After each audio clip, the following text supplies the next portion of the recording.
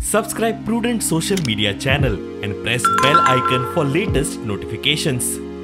I swear to contemplate the deeds around me and judge what is best for me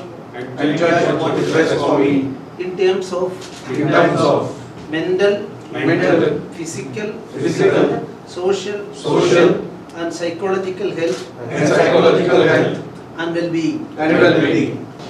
You see, Mizoram is very near to the old state of Burma. Free access between this Mizoram and Myanmar is there.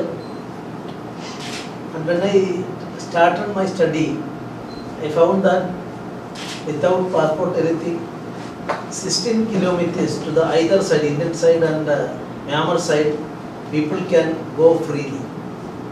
So through that process, of course, the dangerous situation existing there, drug peddling is very much increasing, and that is a real cause behind the increase of HIV number in Aiswal and other parts of the Mizoram.